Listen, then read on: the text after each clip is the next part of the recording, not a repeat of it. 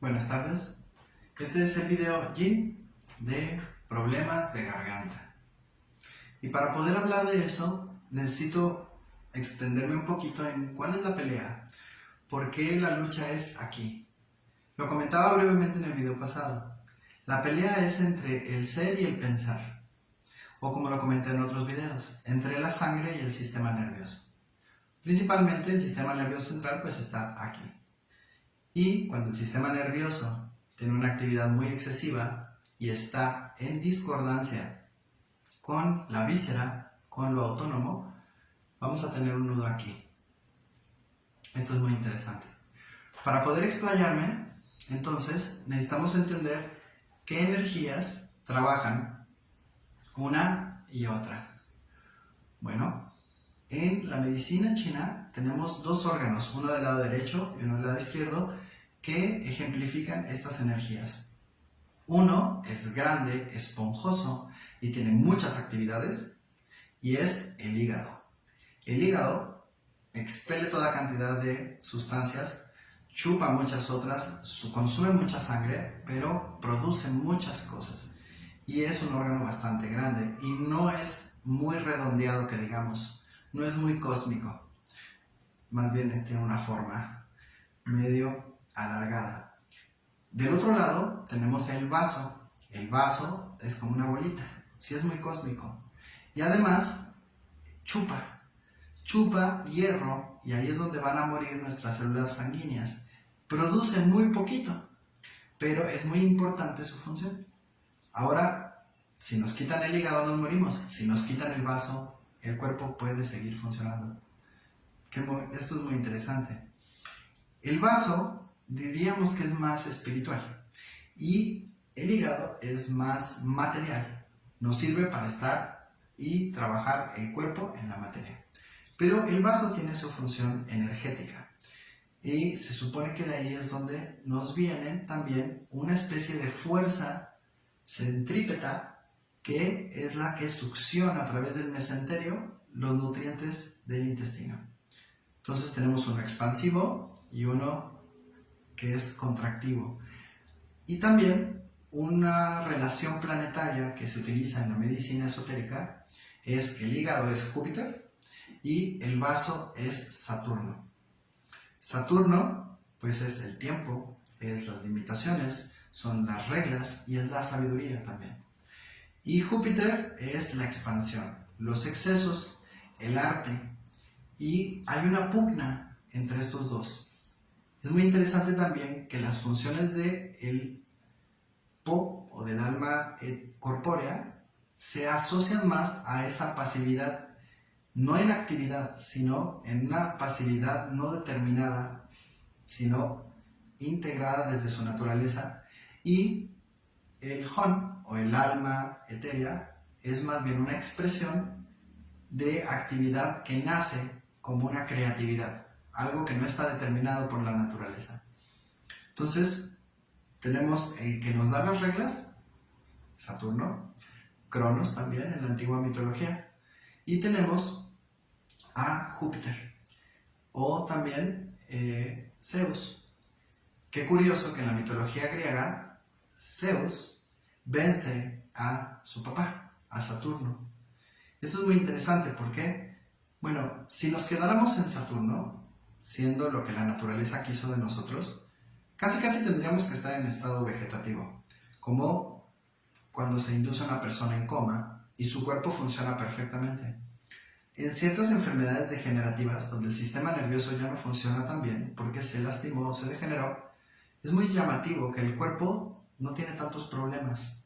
Los problemas son por inactividad, son de depresión, son de falta de expansión. Y aquí vemos cómo sí es importante Júpiter, y por eso para los griegos Júpiter ya había vencido a Saturno. Porque evolutivamente los humanos ya necesitamos más. Ya no queremos ser nada más animalitos. Queremos arte, queremos expansión, queremos ser, queremos hacer. Qué interesante que esa pugna entre lo natural y lo artificial, de alguna manera, si no se hace de la manera correcta, se puede hacer un nudo en la garganta o en alguna parte del nervio vago. Pero el primer nudo que se hace es en la garganta. Cuando tenemos demasiada actividad y no está en concordancia con lo que sentimos, entonces es el primer nudo y es un nudo muy importante, porque nos está diciendo que nos estamos traicionando, que nuestra esencia no quiere lo que hemos estado pensando, que los planes que estamos haciendo no los podemos realizar realmente, porque realizarlos sería forzarnos. Entonces, cuando alguien también nos falta el respeto, por ejemplo, y se nos atora el comentario en la garganta, no se nos atoró el comentario, se nos atoró la respuesta. Porque a veces somos muy diplomáticos para no decirle a la gente lo que pensamos o a defendernos. Y de alguna manera, la naturaleza corpórea, no le gusta que la ataquen y le gusta defenderse. Todos los planetas están debajo del cuello. Por arriba del cuello, esotéricamente, solo tenemos a la luna, al cerebro. Entonces, qué interesante que la luna tiene que aprender a reflejar la luz que viene primero del Sol y de los otros planetas. Y a veces los planetas que tenemos en nuestra víscera quieren guerra, a veces quieren límites, a veces quieren expansión, a veces quieren inspiración. Es muy interesante. Bueno, para poder sustentar esto, y que son nociones e ideas, pero son ideas que vale la pena considerar, y para poderlo explicar, quiero comentar algo muy personal. Yo desde chiquito, simplemente mis papás no me dieron religión. De alguna manera mi creencia era la evidencia. Mis papás son científicos. Entonces, no me tardé mucho en que yo veía que todos estaban en sus ritos religiosos y honestamente me daba envidia.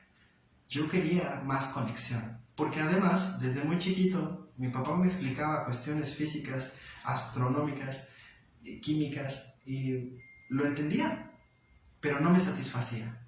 Yo quería más, porque eso no me hablaba de cómo yo entro en relación al mundo. Más bien yo podría hacer algo que el mundo tal vez no necesite. Entonces, quería saber cuál era mi posición en el mundo y veía que la religión te daba esa posición.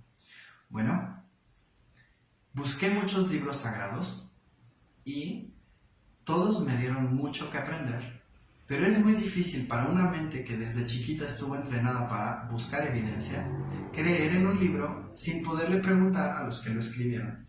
Y cuando les preguntaba a los que ostentan esos libros sagrados, las respuestas a veces no me satisfacían. Entonces seguí buscando. Bueno, mi búsqueda sigue, como la búsqueda de todos, yo creo. Pero cuando encontré que en el taoísmo no hay un libro. El libro es la sencillez. En el budismo zen todavía es más patente. Pero en el taoísmo es la vida.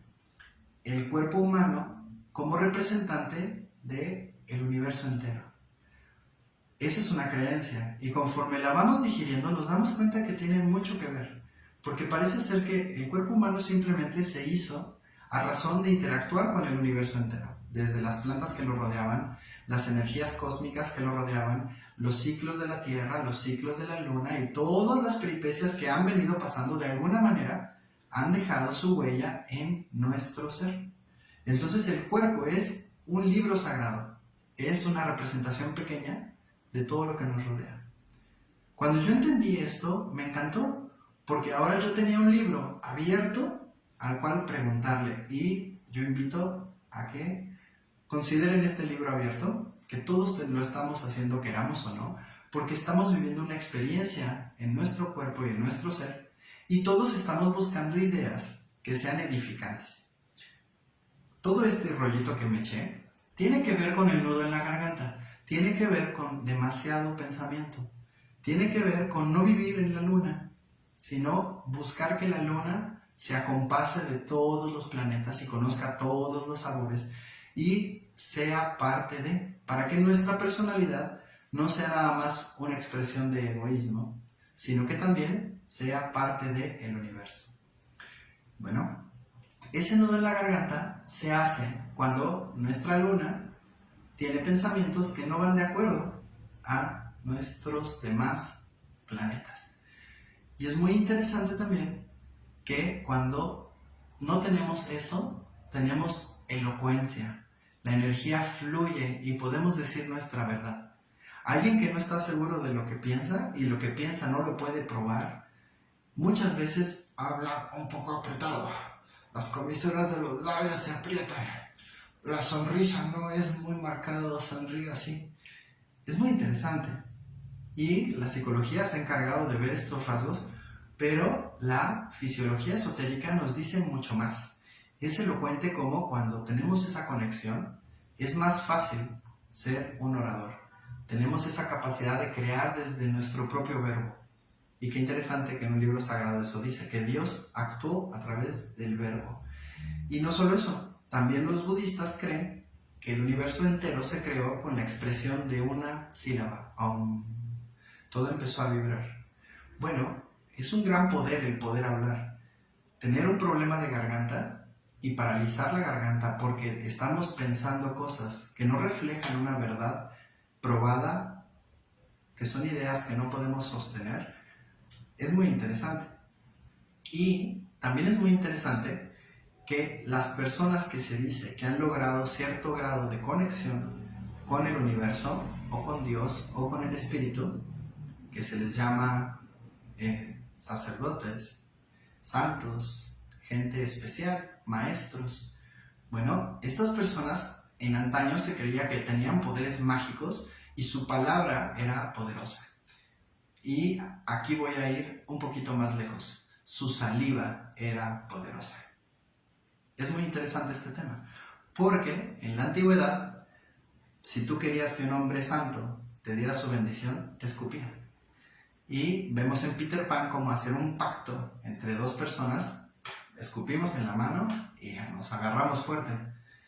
Como si la saliva fuera una perfecta expresión de nuestra identidad.